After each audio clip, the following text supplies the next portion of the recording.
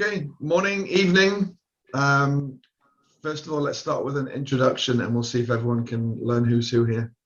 Do you want to go? You were born first. Of course. So. Hello, it's Alice here from Lovetovisit.com, content director and co-founder. And I'm Georgia Aubrey, I'm Alice's twin, and co-founder and partnerships director from Lovetovisit.com. Excellent. And first, a top tip, what's the best way to tell you two apart if we see you in real life? As soon as we start talking, I think you'll know. We have different sort of mannerisms, and I guess I have a rounder face. Completely different personalities, yeah, I'd say. Slightly longer hair for me at the moment, only because Alice had hers cut recently, so learn. If you go back to the hairdressers, we're back to square one. So Yeah, can you tell me in one sentence what Lovetovisit is and does? Cool. Well, Lovetovisit.com is it's a B2C things to do platform where consumers can go onto the platform, scroll for inspirational things to do, and book the things to do all in one place. Okay.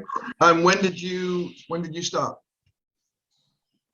Well, we have another co-founder, a CEO, and it's probably been in his head for about 8 years. And it was when COVID first struck. We were all working within tourism and culture anyway. And COVID hit, and all of a sudden, sort of the smaller attractions, not just the larger attractions and tour operators, but the smaller ones had to really drastically improve their online ticketing and get online, basically. So we thought, you know, we're sitting here, everything's sort of quieted down. It's the right time to do this project. They didn't have a name back then. So I guess 2 years ago is when we really sat down and went, what we're going to do. I think it was May 2020 was when we realised we've got to do this. In December 2020, we then brought on our first member of staff, who was our product director, Richard Shearman. And then from then, we grew from that team of 4 to a team of, I think, is it 25 now? 25. Oh, well, that's great.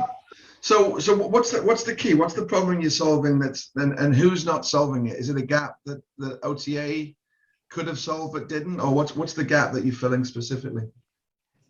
I don't think that nobody was really solving the problem, or maybe a gap opened up because there was all of a sudden there was a huge demand for domestic content.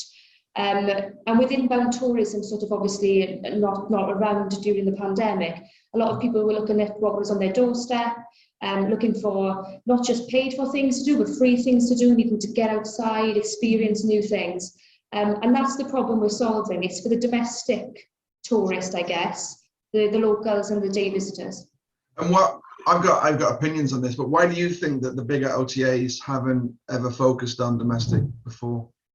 When I guess the technology wasn't there for the smaller attractions that are just around the corner, so your farm parks, your local museums. Of course, then when COVID hit, a lot of them had to get online and get with technology.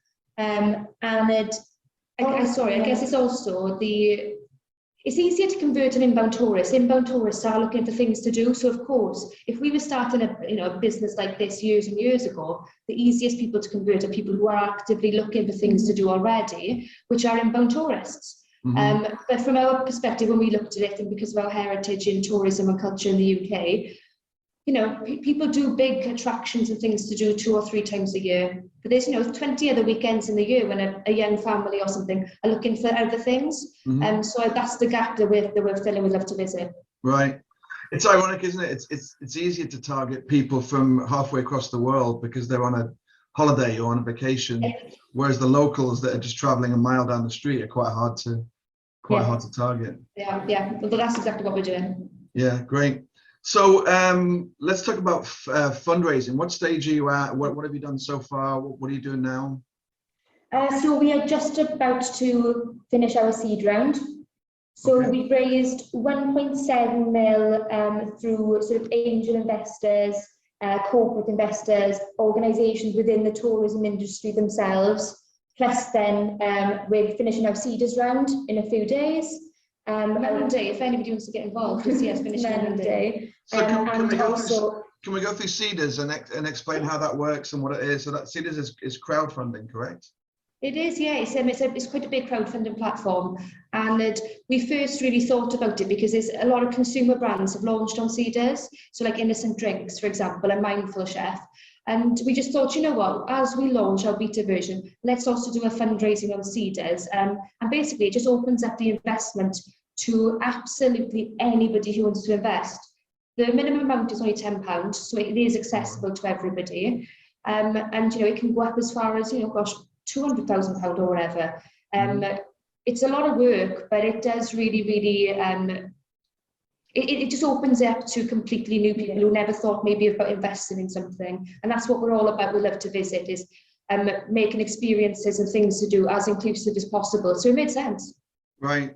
So you raised 1.7 million, that's pounds, I assume, with angels. And then your Seedrs is on top of that?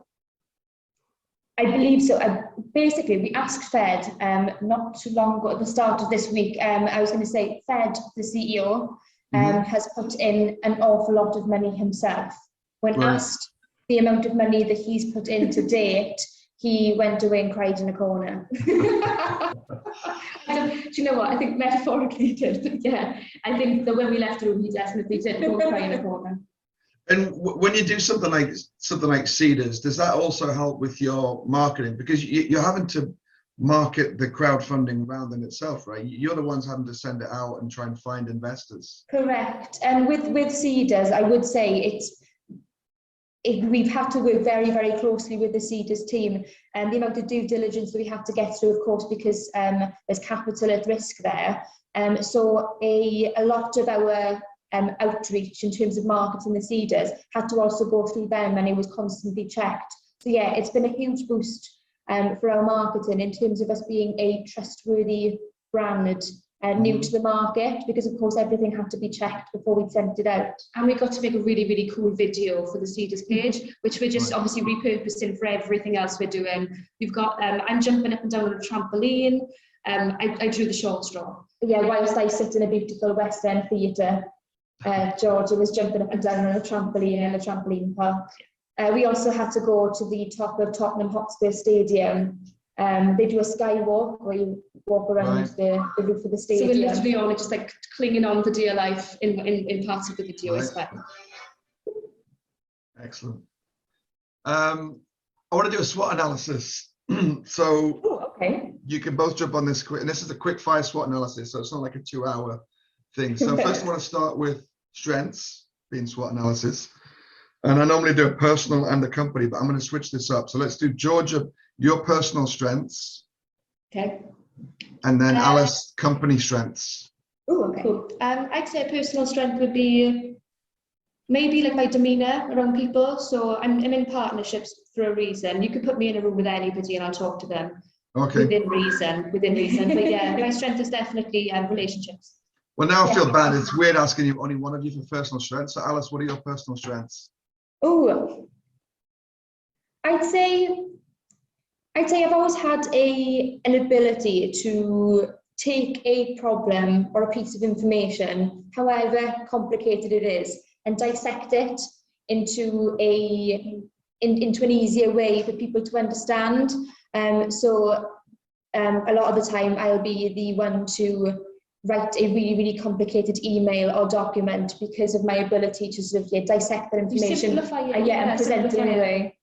Those are good complementary strengths there. What about company?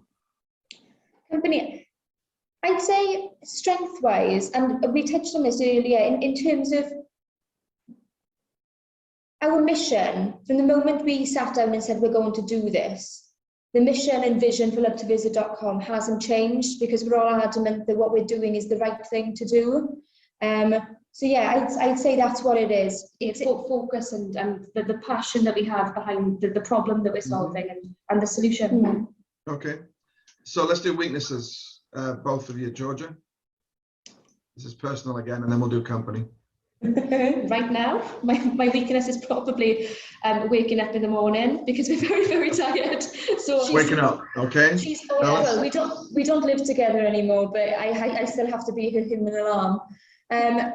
I'd say mine is waking your sister up. Yeah, that one. But also, I'm really nosy, so I like to know exactly what's going on everywhere. And actually, that's a bit of a weakness of mine, because I'm better off sometimes just concentrating on the content aspect of things and trusting that other directors and founders are looking after other places. I tend to spread water too thin, and that's not good. So you're the company gossip person. If I want to know what's happening, I go to you. You get No, involved in drama.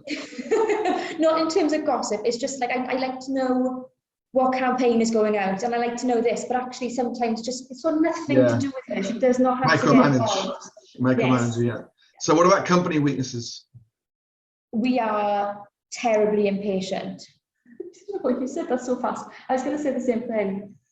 We are impatient, and the three of us founders are impatient. We like to get things done quickly and like to get things done now. But of course, it's hard when you're doing something that no one's ever done before, tech-wise in the industry. And even, approaching, as an example, approaching a small farm park down the road, sometimes you have to hold their hand a little bit in order to get them to understand the benefit of the platform. Yeah, they've never done something like this before. And in the beginning, that's what our strength was talking to these smaller sort of sites. And as we've sort of grown and we've become, we've got thousands of people we're talking to who are on board. At the same time, we still need to have the amount of patience that we did at the beginning, even as we're expanding. So yeah, I think patience. Yeah.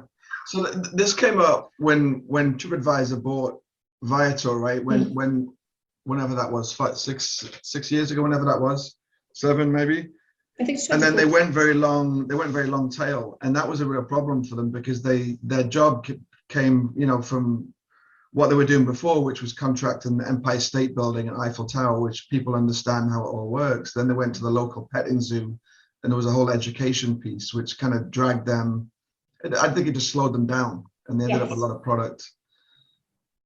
We're going to go to opportunities and strengths, but how are you going to overcome that? Because you are dealing now with, I always call it the petting zoo, but that's who you're dealing with, right? So they don't understand maybe commission, and maybe they think commission should be 10% or 5% rather than 25%, and they don't understand distribution maybe. Well, it is with regards to our weakness of impatience, but I think that the industry has been quite stubborn of, in the past, people like to do what they do, but the pandemic has helped to speed up this sort of, this realization that going online is important. From our heritage in the business we were in before, we started selling leaflet distribution to companies, and people got leaflets. The petting zoos got leaflet distribution. So it's taking the knowledge and the understanding that we've had from that and putting it and saying, do you know what, this isn't that much different. Let us handle the tech for you. Yeah. So it just takes patience, but they are getting there. It's replacing the leaflet stand with a phone in the person's hand instead. Are you going to become so let's talk about the local petting zoo. Are you going to become, or is your goal to become their exclusive distributor, so they don't need to go to others too? No, it's all about opening up new audiences, and that's what we've always said. We've said, look, if Lovetovisit.com can fill out the extra space, extra capacities that you have, let us do that. It's completely results based. If we do it, great. If we don't do it, no skin up your nose. Yeah, we're here to offer our audience, our users, as much choice as possible. That's what we're here to do. So we're partnering with as many people as possible to give their consumers as much choice, and that's what our goal is to do. Okay, so now we're going to go to company level. So opportunities for the company, and this is let's move this into what are your long-term goals? You could do 5 years or 10 years if you want, but some people don't think in terms of that. But what is the long-term goal here? You've kind of just said it, to have a place where consumers can go, where they've got maximum choice of the things they want to do, whether it's a theatre, whether it's a tour, an attraction or an experience. We want people to understand that when they go to lovetovisit.com, they've got as much choice as they could ever want. Yeah, it's like, the thing is, it's bizarre. Nobody knows how many actual attractions and things to do there are in the UK. When we first started this, it was around about 6,000 was the estimate. I think there's so much more with regards to Wales, where we are from, and Scotland, for example. There's so many small experiences that nobody ever really knew about because they went online. I think it's closer to about 9,000. The long-term goal would be to have, at least 8 out of the 9,000 or 10,000 things to do available for anybody on Lovetovisit. Yeah, And yeah. there's a big grey area, isn't there? You know, Arrival's got the total area market at like 250 billion, and then Airbnb puts it at 1.3 or 1.4 trillion. And I think you're in that space where you've got the crossover, you've got the petting zoo and the local mini golf course and that sort of thing, which is just as good an experience. It's just not that popular with tourists, but equally valuable. It is, and you know, we've partnered with some, you know, big sort of like, you know, travel companies out there now. So it's just getting as much choice as possible on Lovetovisit, and to make everybody who uses the platform feel like they can see themselves in that experience as well. We've done quite a lot of talks over the last few months about what we're hoping to achieve in diversifying audiences. Our goal is to grow audiences for our partners, and it would be amazing to see sort of the tourism industry recognizing that we can be more inclusive in presenting experiences where people feel like they're welcomed and included. Right, that's great. What about your exit then? So you got the big, you know, the big vision, but what's the exit? Because you've got shareholders now who don't really care about your vision, kind of. They just care about where that gets them as far as a return. It's a difficult one to answer, really, because we're so passionate about what we're doing here and what the mission is and things. But, you know, realistically, when you look at things like this, we've already, you know, we're being approached by a lot of people already. A lot of people interested in the brand and things like that. Too difficult to say. But there could be a very, very quick, you know, exit within a couple of years, or it could be a longer term thing where we go to the public. It really, really depends on what's going on. At the moment as well, when we finish this round, the founders will have a large majority still. So we are in a really strong position as that we would then go into Series A next year. So we're in a strong position. But yeah, if there's going to be an exit in a few years, who knows? Right, but you are down this path, aren't you? Where you start talking about Series A, you've got real VCs now involved, and they force that path, right? No matter how you look at it, which is fine. That's how we do things in San Francisco. That's how everyone works around here. So threats. So threats is more of a, you know, I think you understand threats, but more of an industry perspective. Why might this not work? It'd have to be the cost of living crisis now. I know it's quite recent. It was happening anyway, but obviously the cost of living is going up, and being a relatively, well, we are a brand new platform in the tourism industry. I guess that's probably the threat that we've seen developing over the last sort of few weeks in particular, is growing a brand and being, you know, becoming the brand that we know we can be in a world where people are going to be trying to save some pennies. But you know, we offer free stuff on the platform as well as paid for attractions, so we can all, you know, people don't have to spend an awful lot with us in order to enjoy the platform and enjoy things to do. So broader economy measures, but what about, let's talk about competitive threats then. So someone like a Viator, who don't seem to be moving that quickly into local, but someone like a Viator / TripAdvisor could move more into this space, or some of these other OTAs, or some of these res techs that have got money to spend. You don't see them playing in this field? We do. They're obviously a threat. You know, they can all be a threat. But at the same time, we know how hard it's been to integrate with a lot of these sort of res tech companies that have never integrated with the platform before, that we've done, so that we can offer the smaller attractions and greater choice to the consumers. So it's hard work. They'll have some time to catch up with it. But look, they've got a lot more money than we do, so they might, you know, they're obviously a threat. Mm-hmm. Okay, what stage are you at now? You've just launched something. What's launched now? What's live and not live?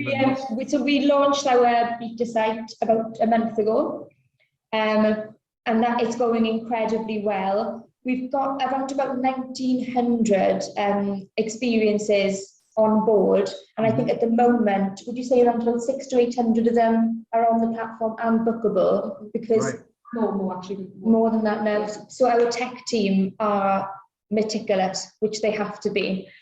So it's a case of going through the ticket engines that we've integrated with. We call them ticket engines. I think we coined that phrase. I think it's just something that we use. So yeah, it's a case of them going through and meticulously getting the integrations literally ticked to make sure it's all working there properly, because that's what we want. We want it to be polished. And then yes, releasing the content which is already there in our CMS. Right. So last, and this comes up all the time because you're a bit of a. Sorry, we haven't moved for so long. The lights just went off. There you go. Sorry.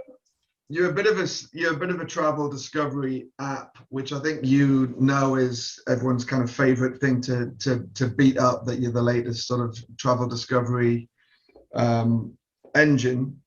And the biggest problem in that space is always customer acquisition. Mm-hmm. So it's great you've got all these products and you're onboarding all these products and you've got the integrations with the res techs, but the next question I'm sure everyone asks is how are you going to get your customers for a reasonable price? Yes, no, it's a very, very good question. We've got, and it is a question that all of our investors obviously asked us before. It's a bit of everything really. We've got the sort of the online advertising and things like that. We've also got traditional advertising, which is our forte from years back. Good brand stories, a significant marketing budget, which will get us there, and the choice. Yeah, it's the choice. All of the different things to do, the content. Mm-hmm. Excellent. All right. Well, we're going to jump to some personal questions at the end. So this is going to be a quick fire. So one, not really personal, but personal business stuff. One person in business that you admire or follow, one each. We're not allowed to say each other? You can if you like, if you want to be like that. No, we'll say something else. There's a Carrie Rose at Rider 7 is a female founder. I follow her on LinkedIn. She does really, really amazing work. Yeah, I'd say Carrie Rose. Okay. Oh my gosh, yeah, I have to mention this person.